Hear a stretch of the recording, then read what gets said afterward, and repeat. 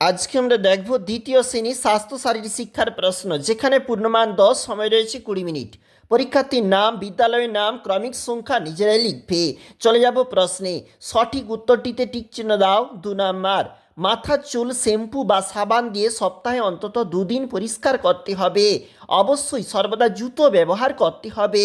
পুকুর বা ডোবার জলে স্নান করা ভালো না। নোংরা জামা কাপড় থেকে রোগ ছড়ায়। শূন্যস্থান পূরণ করো। 2 নাম্বার, দেখো কি বলেছি।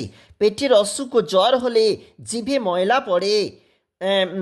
তারপর দেখো, গরম জলে গার্গেল করলে গলায় জীবাণু বাসা বাঁধে না। ফল, দুধ, ডিম এসব খেলে দাঁত ভালো থাকে। পড়ার সময় যেন আলোর অভাব না হয়।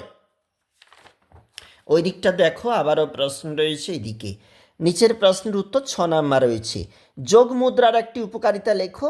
যোগ মুদ্রার একটি উপকারিতা হলো পিঠের ও পায়ের পেশিকে সুস্থ সবল রাখা। জলের আরেক নাম জীবন। কেন?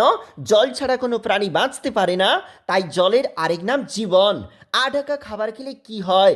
মশা মাছির গায়ে লেগে থাকা রোগ জীবাণু মানবদেহে ছড়িয়ে পড়তে পারে, তাই ঢাকা খাওয়া উচিত নয়। ত্বকের স্বাভাবিক স্বাস্থ্য বজায় রাখার জন্য কেমন খাওয়া উচিত?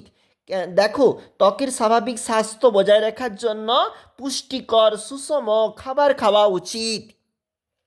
তারপর দেখো, কোন কোন স্নান স্বাস্থ্যের পক্ষে ভালো?